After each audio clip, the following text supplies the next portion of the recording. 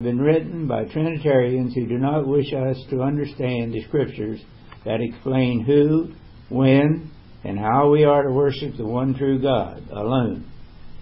These tamperings with a fraudulent altered text should help all of us to see the extent that some will go to in order to get us to worship any other gods. This adding to and taking away from Scripture has been done in spite of the cautions below. In Deuteronomy 4, verse 2, "You shall not add to the word which I command you, nor take from it, that you may keep the commandments of the Lord your God, which I command you." Deuteronomy 11:28. "And the curse, if you do not obey the commandments of the Lord your God, but turn aside from the way which I command you this day, to go after other gods which you have not known." Deuteronomy 12, verse 32. "Everything that I command you, you shall be careful to do. You shall not add to or take from it." Revelations 22:18 and 19. "I warn everyone who hears the word of the prophecy of this book. If anyone adds to them, God will add to him the plagues described in this book.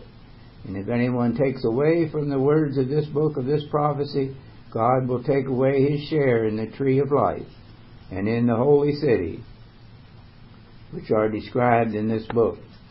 There is no fear of or love for God by the individuals who follow this course.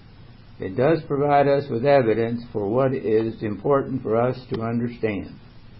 The members and associates of the Assembly of Elohim wish to wholeheartedly follow Jehovah our Elohim's injunctions.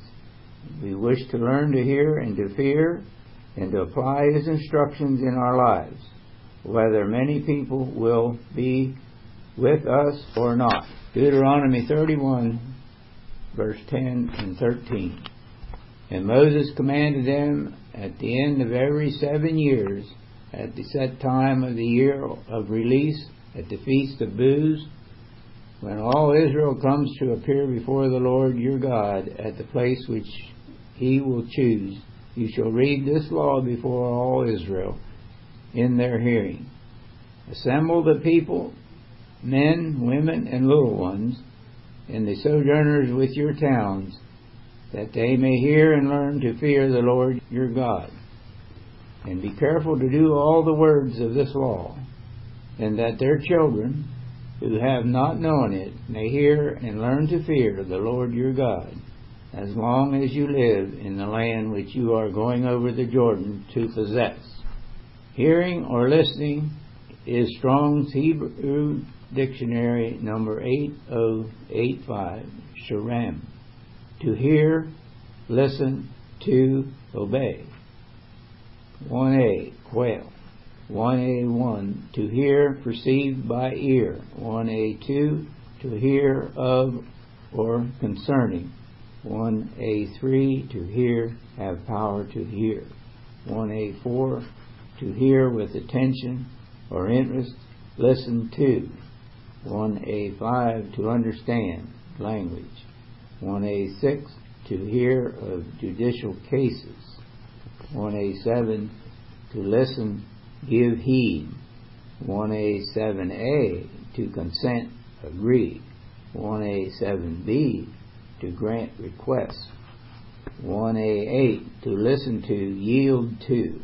1a9, to obey, be obedient. Learning to fear or revere God in Strong's Hebrew Dictionary number 3372, Yar. Number 1, to fear, revere, be afraid. 1a, quail.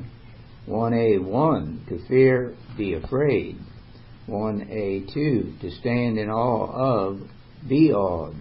1a3, to fear, reverence, honor, respect.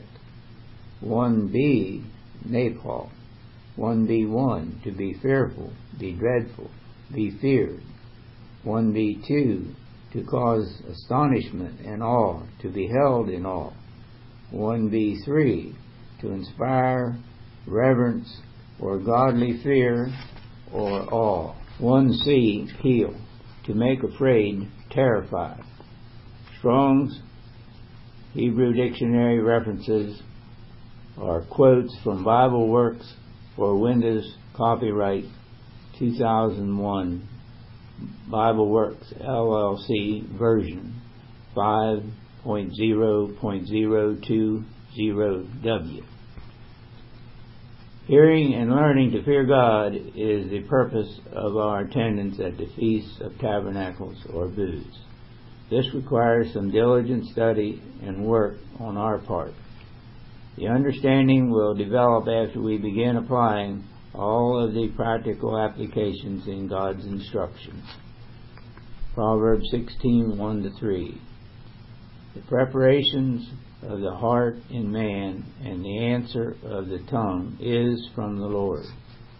All the ways of man are clean in his own eyes, but the Lord weighteth the spirits. Committeth thy works unto the Lord, and thy thoughts shall be established. Commit, Hebrew, role, AV.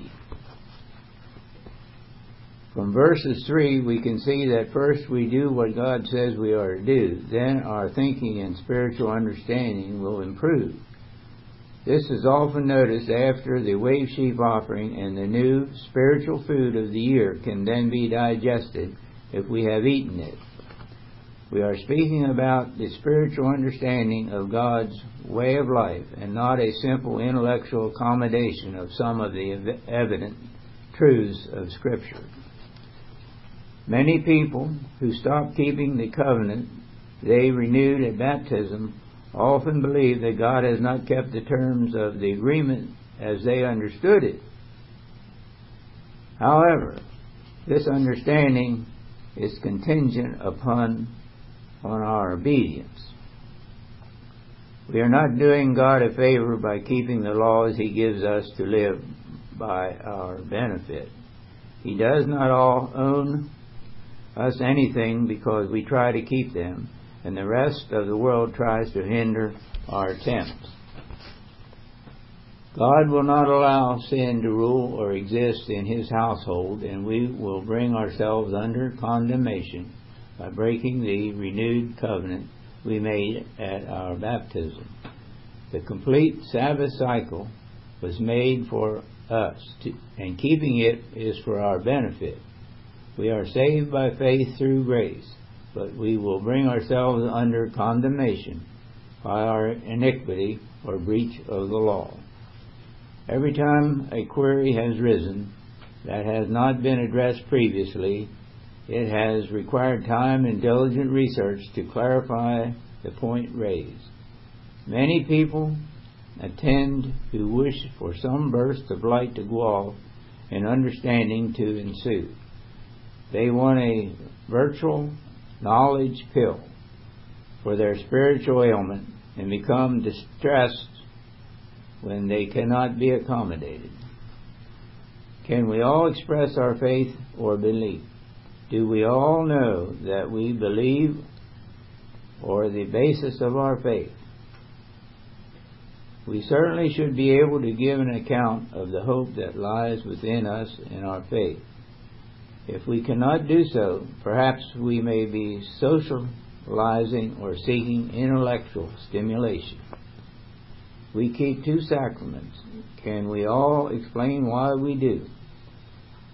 Have we asked the correct questions before our baptism?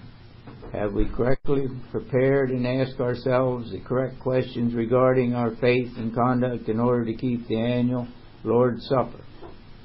Do we know why we are washed at baptism and why we rewash annually before taking the body and blood? Are we ready to participate in our arranged marriage? If we cannot express the reason for our faith, it's well past the time to get to work and study and search for the missing answers. We should learn to answer most of our own questions. A good exercise will be for everyone reading this paper to write down what they believe is the